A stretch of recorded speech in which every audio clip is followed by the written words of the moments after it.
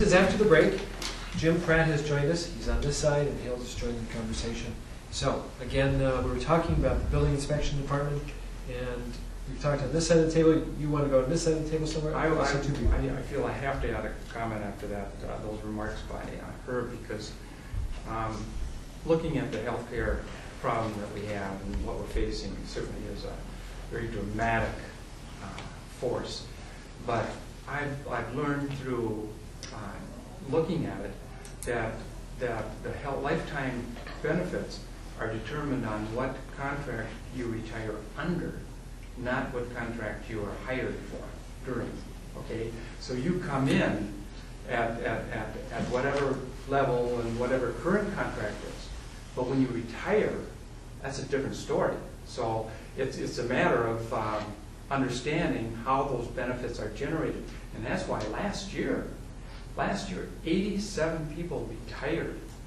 Okay, a normal retiring year is between 35 and 40 per year, but everybody wanted to get under Plan 4, which was the most generous plan ever offered, which was approved in June of 2004 under the current administration and the current city council. Well, I think the point that the mayor makes, and it's the correct one, is that we're in an unusual situation. We're trying to change the system. We're trying to change the benefits that people will receive, and there will be a line drawn for new hires, and that we're going to be moving from a defined benefit that we've been offering for the last 25 years to a defined contribution for those new programs, for those new hires. So it does matter, at least at this time, whether folks are hired before or after the contracts are approved. But it's very disingenuous to say that hiring somebody today would guarantee them lifetime health care benefits, because that is absolutely not the case. And Herb, you know that, because if you didn't know that, you wouldn't be trying to change the contracts now. We change the contracts every 3 years. Otherwise, we wouldn't have negotiations every 3 years. So it's disingenuous to say that that's what the thing is. Yes, they would be hired under this contract, but that doesn't mean that there would never be a change in the contract down the line. Bergman. Well, this contract, Charlie, as you know, was negotiated by Gary Doty and Mark Winson during their term and approved by the City Council in my term. To negate on it is an unfair campaign labor practice. I've said that dozens of times, but it needs to resonate, I guess. The retirees need to join the game. Okay? But you need to talk to the retirees, and you have not done that. Can I finish? I have spoken several times to retirees, and many of them agree that they need to be part of the game here.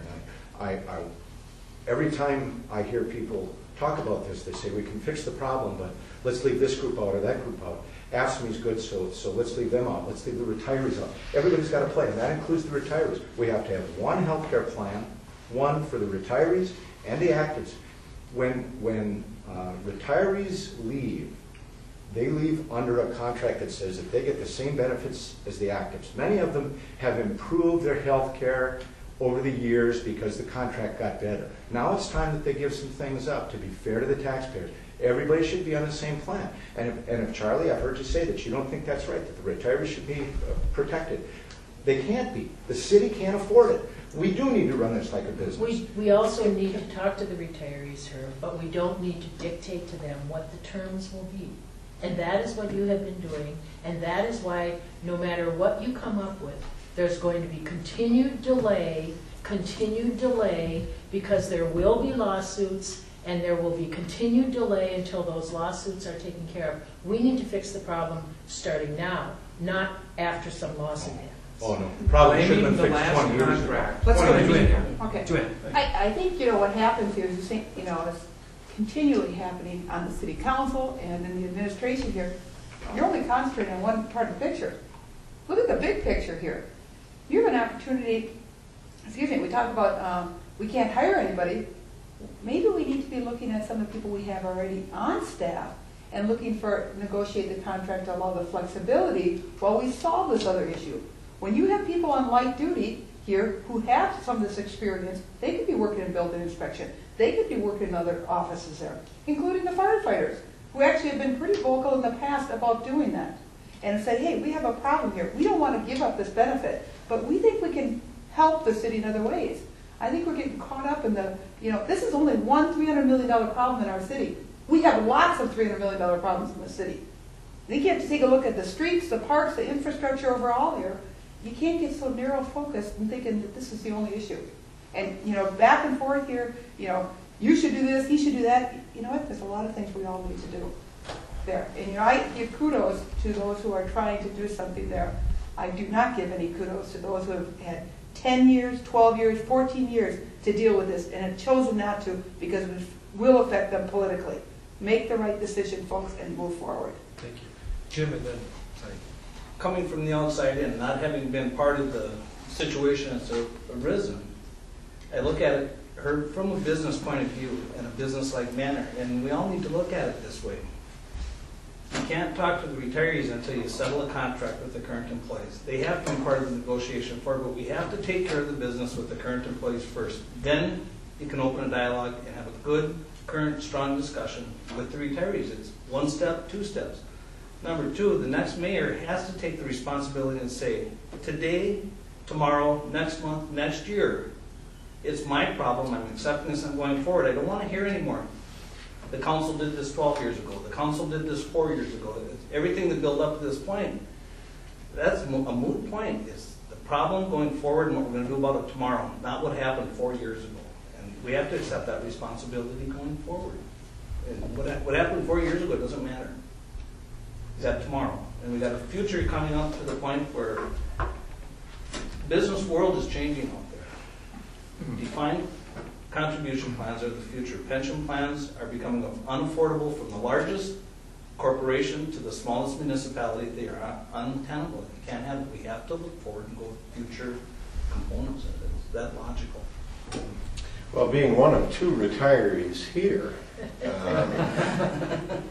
And I'm not on the health insurance benefit. okay, I am.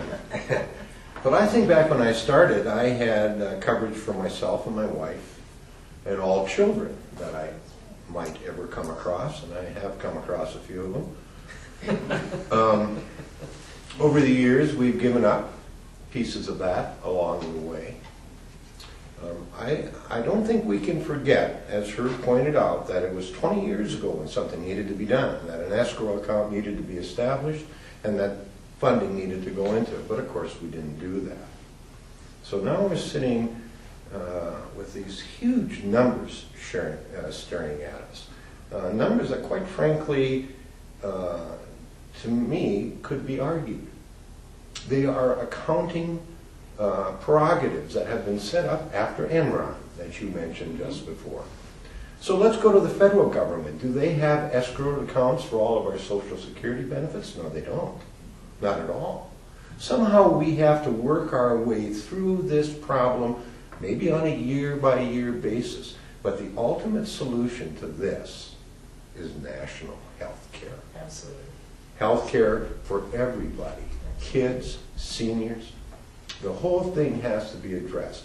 Every major corporation in this country is also suffering under this. What are we going to do? Shut down because of accounting prerogative? I don't think we can do that. I think we have to find a different way.